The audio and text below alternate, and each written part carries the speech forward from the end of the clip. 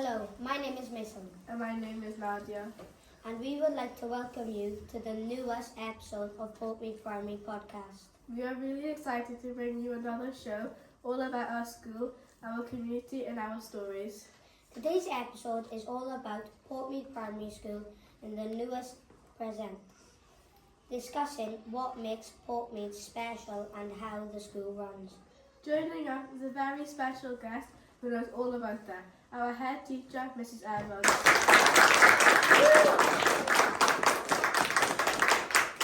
With the heart of Portmead Primary, a true leader who works tirelessly for every child, with the patience of a saint and a heart as big as our school community, she makes sure every day is filled with care, kindness and opportunity.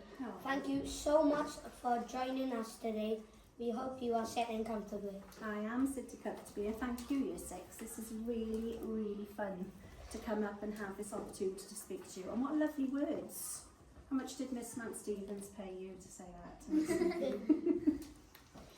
When did you start working at Portmead Primary School and when did you become head teacher? Okay, so I joined Portmead back in 2017. I came here as the deputy head teacher from another primary school in Swansea, Cymru Dicaiwn Primary. And yes, September 2017, I was deputy. And then Mr. Thomas, who was the head at the time, he went on something called a secondment to the local authority to be a challenge advisor. And I acted up, so in that period I was an acting head. I wasn't actually the proper head teacher, I was just acting up in Mr. Thomas's absence. And then Mr. Thomas got the role that he had been seconded out to permanently. So the job for head teacher became free, but I had to apply for the headship. It didn't automatically become mine. I had to go up against some other candidates to see whether I would be the best person to take over the job. I was really lucky actually because there was only 2 people that applied for the job.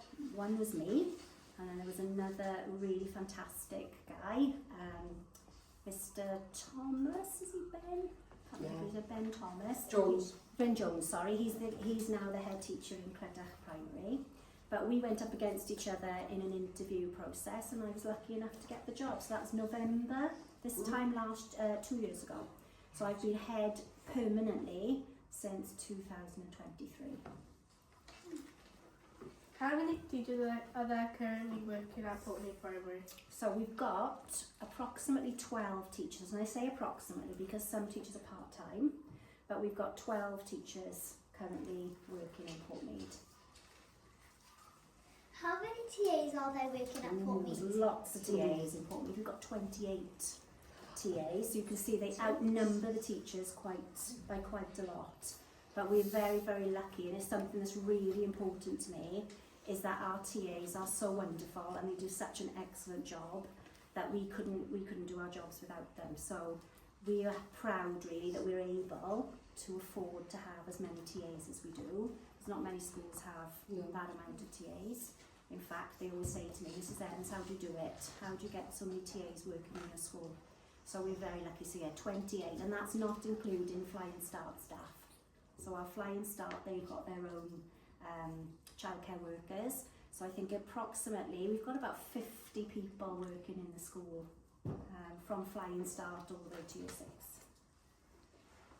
How many pupils are there currently in Portmead? So at the moment, we've got approximately 230 children.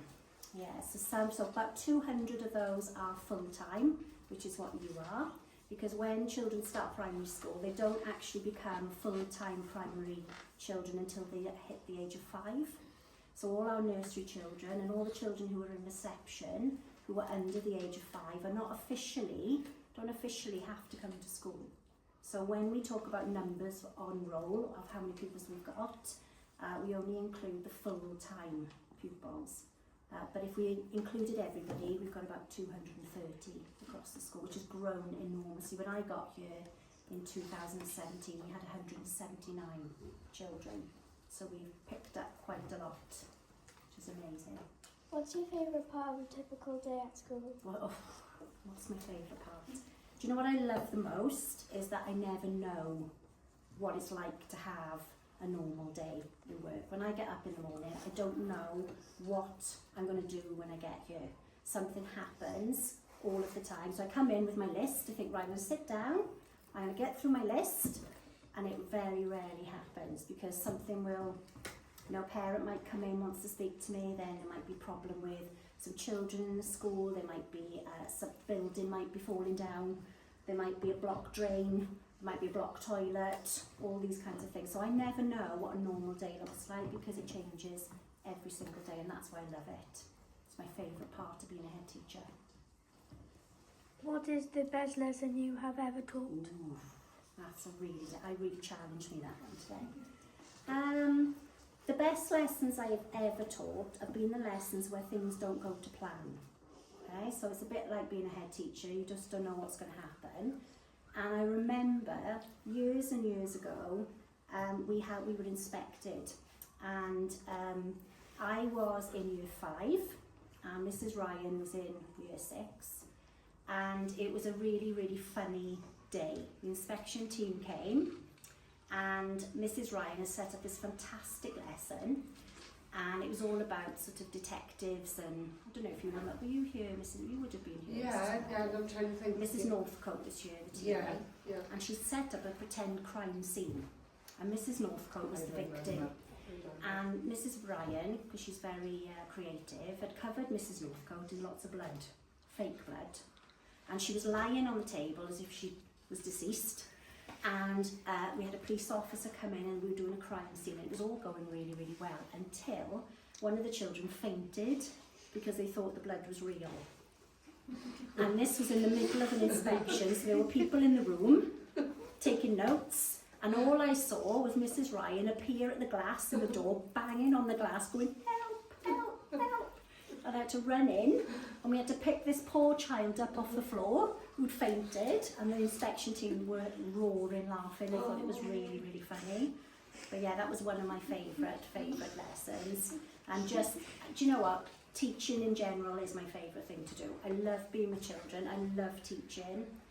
It's a privilege to teach. But I couldn't think of a favourite one because I've had loads of favourite times. But that was one. That was a funny. Very, very funny time. We shared loads of loads. wonderful lessons. Yeah, we've had loads of fun times. But I like the lessons that go a bit wrong, because that's where the fun lies, when it goes wrong. Who is your favourite person you have worked with? Oh, now then. Well, how can I even begin to say that? It's a hard one. I am really lucky. I'm surrounded by amazing, amazing people. And I love everybody here. I think everyone's fantastic. I've had some really close friendships here, and Mrs. Ryan would be one of those. Mrs. Ryan and I worked together for quite a few years. I was in year 5, she was in year 6, so we were quite a team. And she's still one of my best friends. I still speak to her. She still asks about you all, which is lovely. Mrs. Meredith is one of my favourite people ever, because she is the most funniest person I've ever come across. She can, what we call, talk a glass-eyed. That's what we say. She likes a story, we know that, but Mrs. Meredith is one of the kindest, loveliest people that I've ever had the privilege of working with, but also calling my friend. And do you know, sometimes friends are the people that hold you up in the bad times. When things go wrong, and friends are very important, and Mrs. Meredith is one of those people for me. But I'm also enjoying working with Miss Van Stevens, because I love when teachers come to work in our school who are enthusiastic, who work really hard, who are really kind, and when I can see how much difference teachers make to your lives, those are my type of people. So Miss Van Stevens I'm enjoying getting to know, but all of the teachers in this school, they're amazing. What made you want to become a head teacher? I didn't. It was never in my plan to become a head teacher. I've been teaching 32 years, and I just wanted to be a teacher. That's all I ever wanted to be. And then my old head teacher said, "Look, I think you'd make a really good deputy head." And I was like, no, I'm not really bothered. But I went and did the deputy headship course, and I really enjoyed it. But it still meant that I could teach. I could be a classroom teacher. And I always used to tell Mr. Thomas, I don't ever want to be a head teacher. I like being a deputy and I like being a class teacher. That's my ideal job. But of course, when he went away, I didn't really have a choice, because if you're a deputy, that's what happens. If the head teacher's not here, you have to step up. So I've kind of fallen into it by accident, but do I love it? 100%. It's the best thing I've ever done, and I wish I'd maybe done it a few years earlier. But yeah, I love it. I love it. But yeah, it was never in my plan to be a head teacher. It just kind of happened. What is a lesson you have learned during your time as a teacher and a head teacher? Oh, do you know what? It's to never, I suppose, to come in every day with an open mind and just try and be the best person you can be, and meet each situation with a really positive attitude. That's what I've learned the most.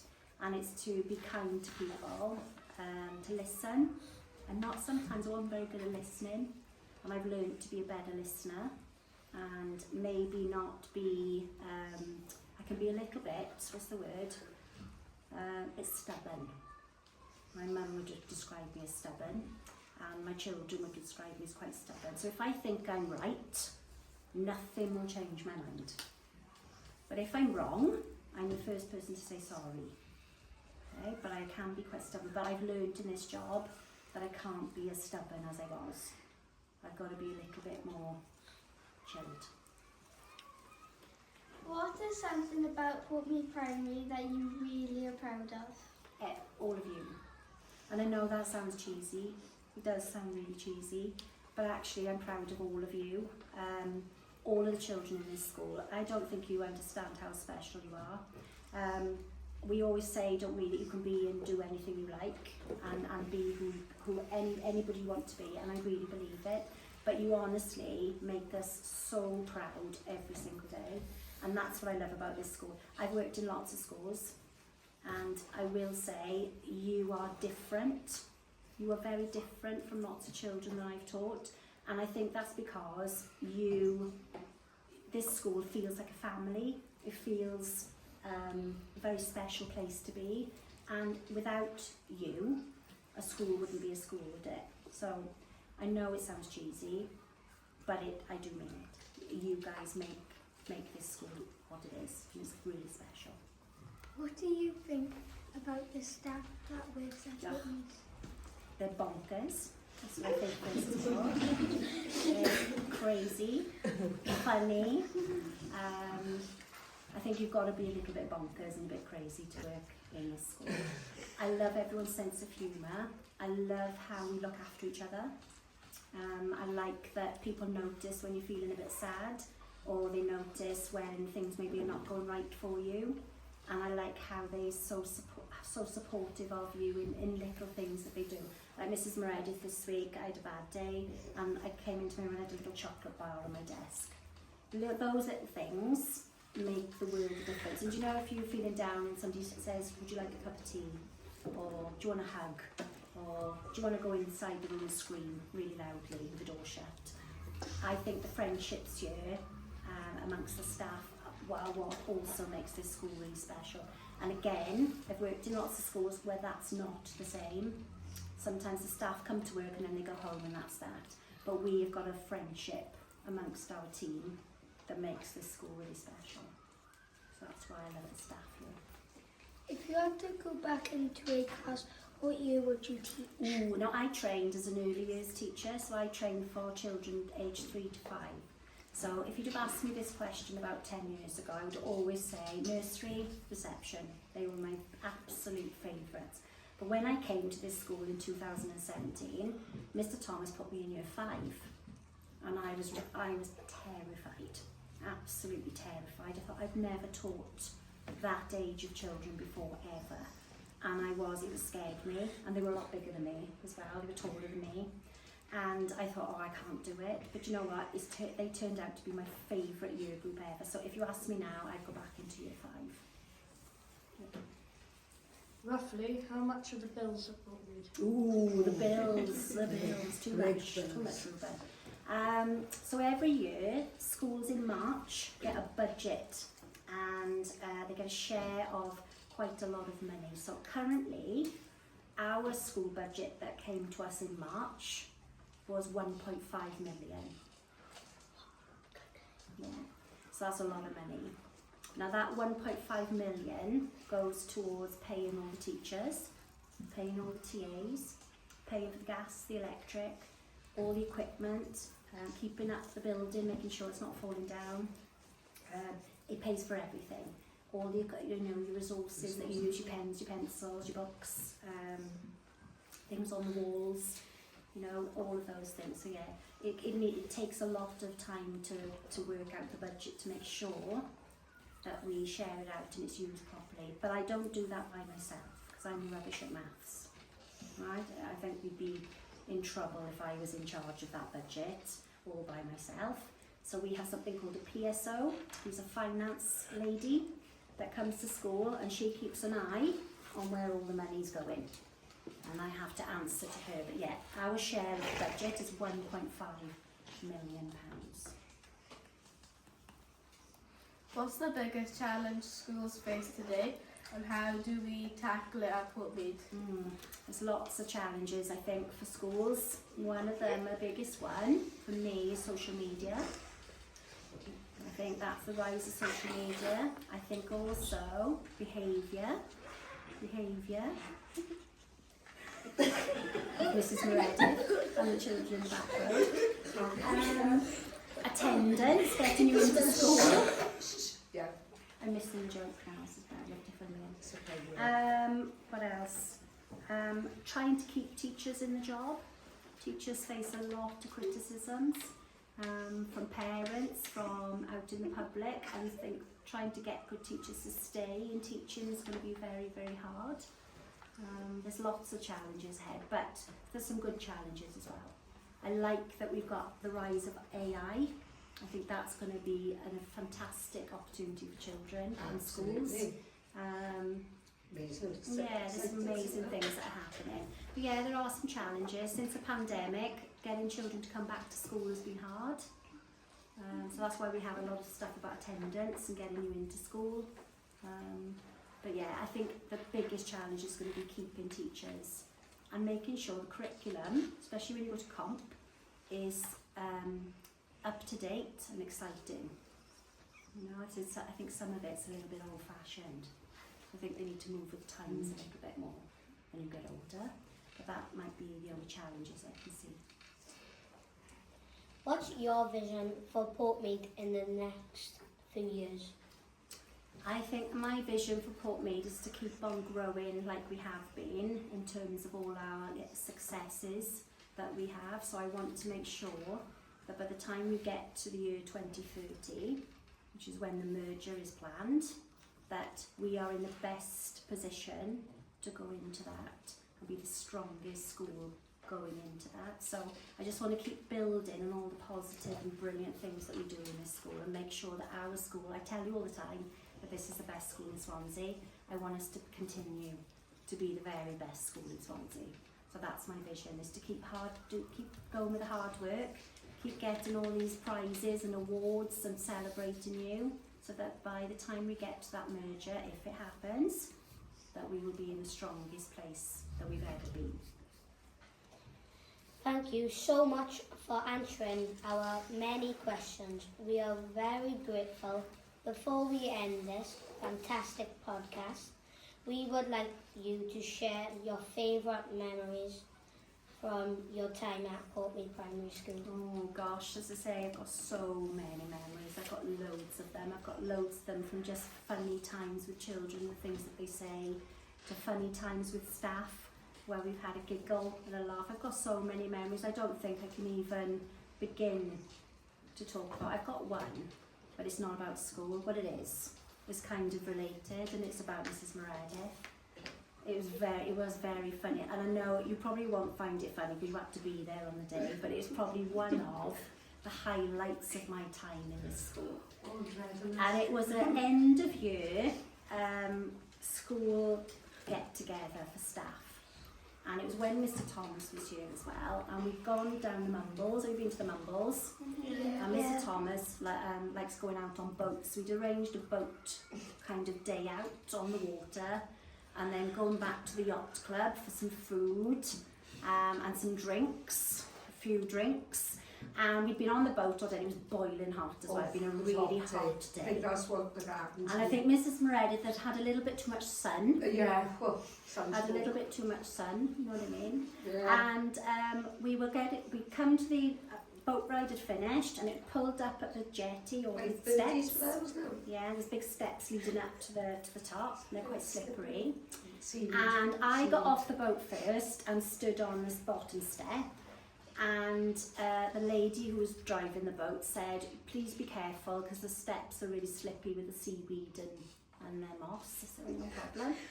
So I held out my hand. Come on, Mrs. Meredith, you've had a little bit too much sun. Yeah, Why don't you hold my hand really steady? And as she reached out, she put her foot on the step, slipped, went up in the air, fell into the water, disappeared under the water, completely disappeared under the water. Completely gone. But in her hand, she had a watermelon cup. Oh, It was in the shape of a watermelon, didn't have watermelon juice in the cup. It might have had something else made from grapes in the cup.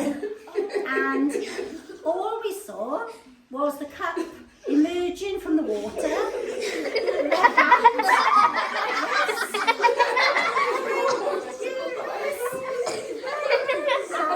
Honestly, it was the funniest thing I've ever seen. And when we looked up, Mrs. Meredith said, I hope nobody saw that. And when she looked up, there was there was about 40 people just looking down at her going, It was amazing, all looking down, and and I wish I could have blood coming to my Yes, it face did. as well. It did. It was a big But it was one of a the highlight. It funniest was the things funniest. because it just summed up I think, how much we all enjoy each other's company. Yeah, it was a very, very fun, one of my favourite days ever, that was. Not practical at all, but Yes. we had a good We time. had a good time, and that's what I love about our school, that we always have time together and we have fun. But yeah, that was a really, really funny memory of mine for me. Nothing to do with teaching, but yeah, really, really funny. So yeah. But thank you, Year 6. That's been a fantastic podcast. Thank you for asking me Thank to be part. We We- love it.